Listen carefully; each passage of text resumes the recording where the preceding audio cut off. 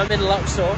انا في الصوره دلوقتي راجل في الاقصر معاه واحد رايحين يفصلوا جلابيه بلدي عشان يحضر جلابيه بارتي. And I am staying at this guy's Airbnb. هو ما اتعرفش على الراجل بشكل عشوائي، هو اتعرف عليه عن طريق برنامج اسمه اير بي ام بي، ابلكيشن على الموبايل اسمه اير بي ام بي، وكل الناس اللي شغاله اوبر تقدر تقدم خدمه وتكسب منها بالدولار عن طريق برنامج اير بي ام بي. انا هعمل لكم عنها فيديو قريب، استنوني. He said this is a tourist Galabear. Handmade Galabear. He's taking me into the city. We're gonna go pick out some materials and then we're gonna get it handmade.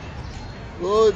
ماشي على عمو ما يعرفش ان الجلابيه البلدي حدانا عشان نوفر له فيها، يعني عايزه لها يجي كد 6 7000 جنيه. 7000 جنيه ده قماش بس. We're buying new جلابية for my brother now. Handmade.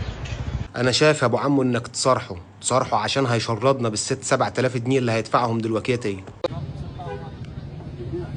وليه انا نقعد نحن ندمس الزول جلابية؟ انت بتبص له وبتضحك له ليه يا جدعان؟ يا جدعان حرام. سلام عليكم. سيد بما عرفت. الله على ضحكتك يا ابو عمو، بس اللي هتعمله مع الراجل الغريب ده برضه ما يصحش، يعني 6 7000 جنيه كده في جلابيه بارتي حرام. Gonna get about 3 meters of this. 3.5. 3.5 meters. 3 متر ونص معجول برضه معجول، بس التجيله جايه، التجيله بعدين في الهاند ميد اللي جال عليها دي. قال لونج مان. I'm a long man. That cost me 850 Egyptian pounds. 150 جنيه 850 جنيه 3 متر ونص قماش شبيه بانسيابيه الصوف الفرنساوي ب 850 جنيه. امال بتعلوا علينا احنا ليه يا جدعان؟ بعد الفيديو ده بنطالب ان احنا كمصريين نتعامل معامله الاجانب يا عم.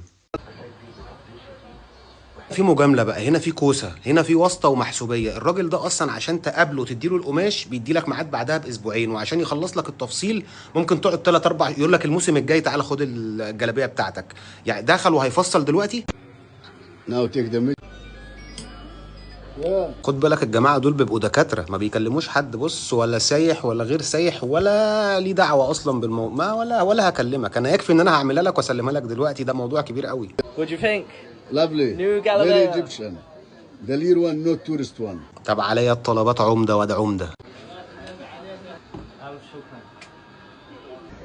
حبيبي. ما يعرفش اصلا يغلي على الراجل، لان هو متفق على تسعيره جوه ابلكيشن اير بي ام بي، لا هو ولا الدكتور اللي كان بيفصل يقدر يغير التسعيره بتاعته. عشان كده بقول لكل الناس اللي في الشارع في خدمات تقدر تقدمها من خلال ابلكيشن اير بي ام بي، هنعمل عليه فيديو.